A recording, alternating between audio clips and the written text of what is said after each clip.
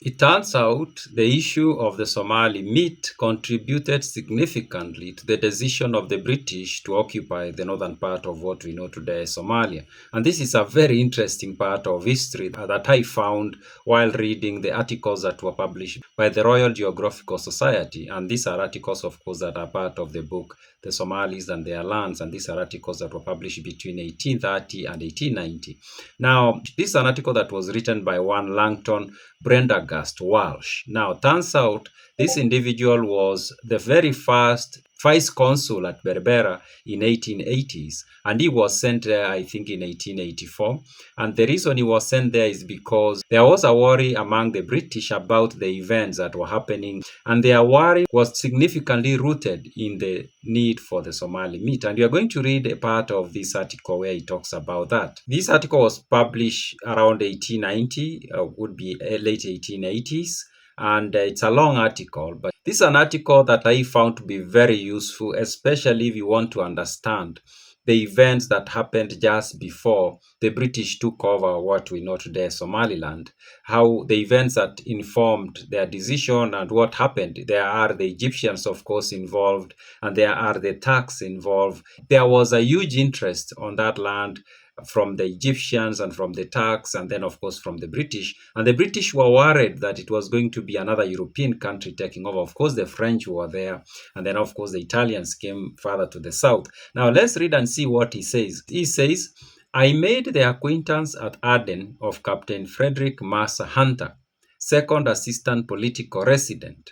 Of course, Aden used to have a lot of influence on the Horn of Africa, or the British took over Aden, of course, and then they used to act from there. Now, Captain Hunter, Lieutenant Colonel Perdue, the first assistant resident, the resident, and the officers of the Indian Navy had long advocated the annexation of Somaliland, as they all feared a foreign power would someday seize that part of the northeast Africa and thus command the country from which Aden was supplied with meat. So, seems like for a while, there were these British officers who were pushing for the annexation, of course, taking over of the land we know today, Somaliland. And the reason for that is that they were worried that some other European country was going to come in and take over. Of course, the French were interested, the Italians were interested, maybe the Germans. He continues, late in 1874 or nearly in 1875, when I was at Suez, I learned that two Egyptian war vessels and 2 or 3 steamers of the Gardaval line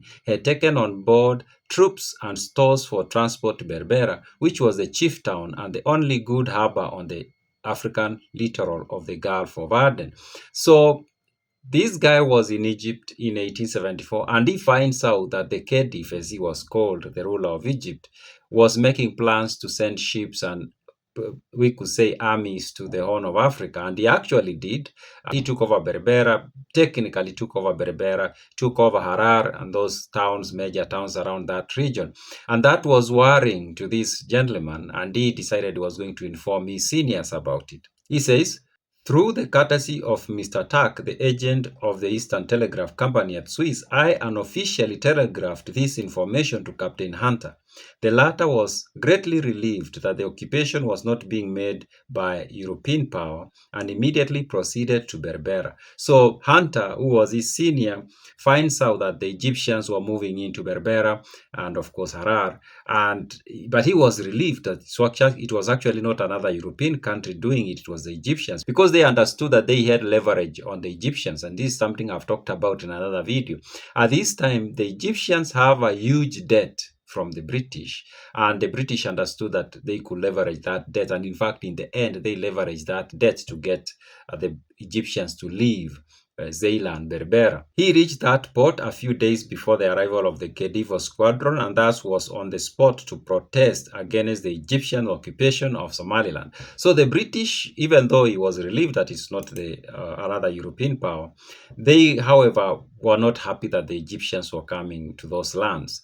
He continues, Captain Hunter, however, recognized that the Egyptian government will establish law and order at the Somali coast ports, and in that way will increase and encourage the trade with Aden. In order, therefore, to preserve British rights and interests, he drew up a protocol. Under terms of these, sheep, cattle, and ponies for Aden markets were not to be taxed.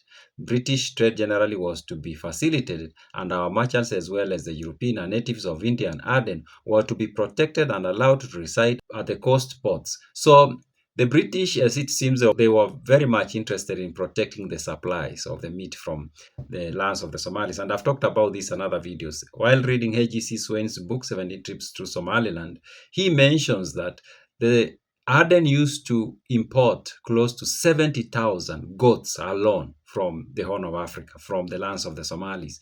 It was huge amount of animals that they used to import. So if we put in other animals, camels and donkeys and other animals, the numbers, of course, go up significantly. And I suspect this meat was not just consumed in Aden alone. Probably Aden will supply this meat to ships that were going to India or coming from India for food, of course.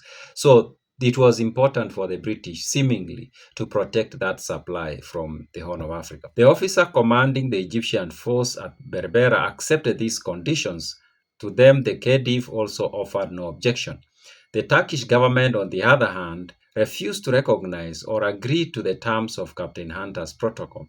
Nevertheless, beyond claiming Turkish suzerainty as far as east of Bunda Alula and Guadafui, they took no further actions in the matter. Turkey, in fact, never occupied any port or replaced the crescent of the eastward of the limits of the Pashalik of Zeila, and the Khedive of Egypt says Berbera without any authority from the Sultan. Of course, at this point, Egypt sort of under the tax, but seems like the Egyptians acted on their own. And at this time, the British and the French, I think, were working towards removing Egypt from under the tax, and they succeeded through use of debt. Actually, they used debt and they got Egypt out of under the tax, and then they used the same debt to basically chase away the Egyptians from the Horn of Africa, which is a very interesting part of the history of the Horn of Africa. Now, in this article, he talks about several other things. In this introduction part, he tells us how he came to be given the responsibilities to go and become the second in command in what later on became British Somaliland. He explains how that came to be, and then he talks about other matters that we are going to look at. Now, this is a very long article. I need to tell you that. It's the longest of the articles that are in this book, but it's also a very interesting article, especially if you want to learn about the events, as I say, the events that happened in 1880s and mostly 1870s, 1880s, as the British were planning to take over British Somaliland. This is the article to read, and especially considering the person who wrote it. The person who wrote it was actually at the very high position in that protectorate at that time, and he was in fact sent there to establish the police. He was the one who established the police in British Somaliland and set up, of course, other institutions and other structures of administration on that land. So he gives us very interesting perspective from those days. So if you are the kind of a person who wants to understand those early days of the British Somaliland protectorate, this is an article to read, and I'm going to do several videos from this article because it's a very long article. It talks about how the French came to that part and other things that happened. Very interesting story. So I'm going to do several videos, unlike the other articles where I did like one video from each. This one I'm going to do maybe 3 or 4 videos because it's a very long article, but also very interesting. Now, this of course is part of the book that I've talked about, and if you want to read the book, you can get it on Amazon. Check the pinned comment, check the description box, and if you are watching on TikTok, check the bio. You can get the link from there. Yeah, those are my random thoughts.